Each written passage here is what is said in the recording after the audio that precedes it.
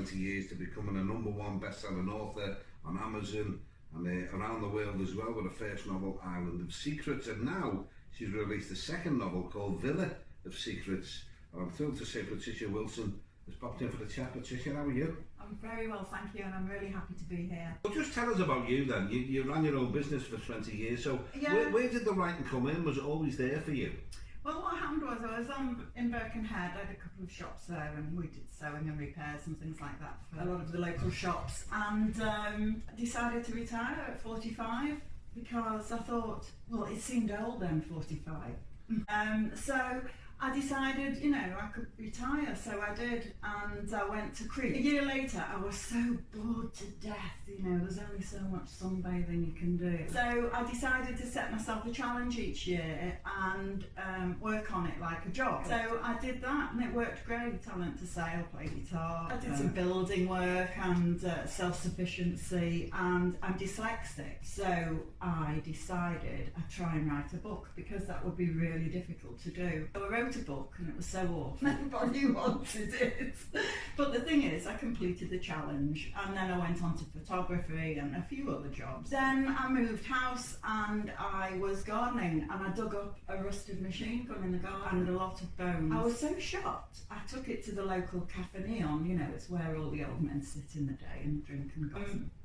It was so moving because people started telling me what had happened in the village. Some of the old men started to cry, and it really moved me. Anyway, when I learnt the story, I just thought I've got to write another book. I'd learnt the mechanics of writing a book with my big failure.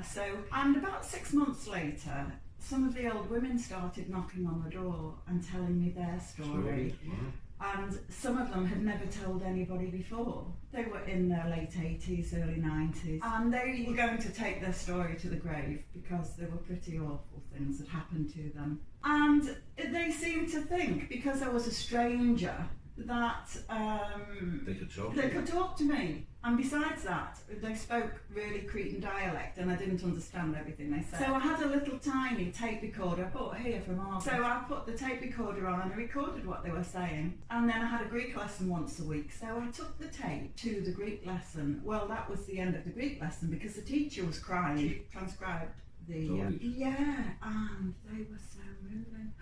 You wouldn't believe some of the things that happened. So this is what you based your novel on? This is what my story is based on, how strong those women were. You see these little old Greek women when you go on holiday and you think, oh, they've been picking beans and cooking stews all their lives. But actually, they were amazing women. I mean, they survived, and they rescued their children, and they rebuilt the houses, and they had nothing. The Germans took everything, their spades, their hammers, burnt the houses out, burnt all the crop. They had the winter to face with absolutely nothing. It was an incredible story, and so when I got to the end of it, I sent it to an agent. Well, actually, to be perfectly honest, this is the only thing I've got in common with J.K. Rowling. I sent my book to 75 agents before one of them said, really? I want this. How do you cope with that rejection? I mean, you put your heart and soul into a book and you've sent it away and you're getting all these letters back. Do you start to doubt yourself in a way? Well, yes, after every rejection, I read through it again. Every time I got that rejection, I looked at why and what might be wrong with it. Did you run it by other people though before this stage, did you? Well, this is a difficult thing, that people that self-publish do this. They give it to people they love, and they don't mind telling them bad things. And of course, the people that love them don't want to tell them any bad things, and so they're living in a bubble sometimes. Not all of them. There are some very good self-published authors, but too many of them rely on people that they love, and what they really need is a good editor. And I found one. I was very lucky. I've been through several editors, and I paid out an awful lot of money, and then I found a superb guy, professional editor. And he went through with a fine-tooth comb? Yeah, he did, and he said, look, you're doing this, you're doing that, don't do this, don't do that. Felt in a relationship with him, really, and he was absolutely right. Well, that was the Island of Secrets. Now, the success of that obviously makes it a bit easier, I would imagine, for you to get in. Yeah, because I think that a lot of writers starting out don't know that when you get an agent and you get a publisher, it's almost always a 2-book contract. So you have to have a second book almost ready.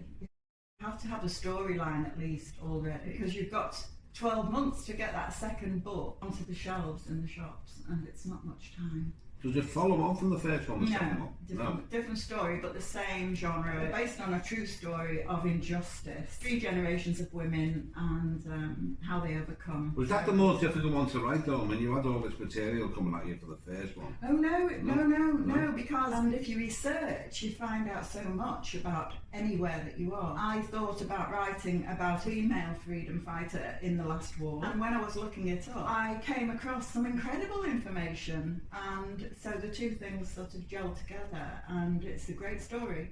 Although I said it myself, it is a great story, and it is still going on. And right at this moment, the outcome of this story has changed now. And you live in Greece, don't you? The first book about the one, you know, the one you said. Oh, it was. It was a novel. Yeah, it was a novel. It was about Dublin, because I class myself as Liverpudlian, and all Liverpudlians love Dublin as well. And just go to Holyhead and go over, drink some Guinness and some Jamesons, enjoy the crack, you know how it is.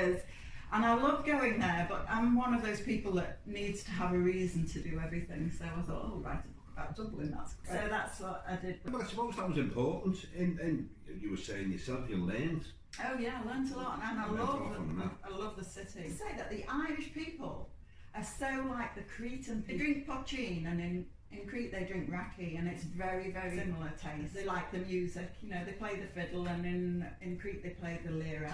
The same. Right. The dancing is similar, except the Irish don't move their arms, and the Cretans, Do you get great inspiration in your surroundings now? Oh yeah, listening to people. Last time I was here, I hadn't been on a bus for about 30 years, and I got on a bus to somewhere. I didn't know there wasn't a conductor anymore. And then I got in a seat next to an old woman, and she was talking to me. She said, "Oh, I remember when."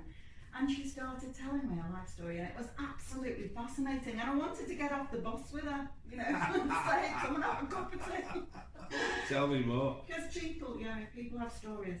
So are you working on number 3 now? I am, absolutely, yeah. About Santorini. So where can we get the books? WH Asda, Tesco, all the supermarkets and shops and Amazon. It must be a great thrill to stand there and look at a bookshelf and say, my book there. Do you know what's marvellous about it? I am dyslexic, as I said. Dyslexia wasn't known when I was a child. I had cane stripes on the backs of my legs every week, not being able to write. I didn't learn to write, although I ran the businesses, and I had to pay by cheque. There was no credit cards then. I didn't learn to write until I was 42, and I bought a word processor from Argos down there. Oh, I keep forgetting not to say second mention of Argos.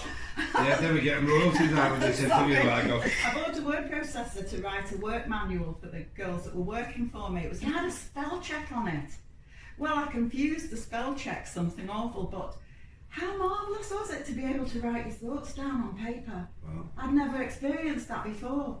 And I couldn't stop, and not long, only 3 years later, I retired, and I bought a computer then. Just incredible. Well, just to write on it, yeah. Well, it's a great story on its own without your books, but the Villa of Secrets is out now. It's not a follow-on, it's the next book from the Island of Secrets.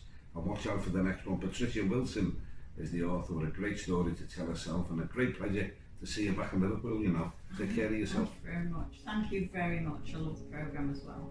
Yeah.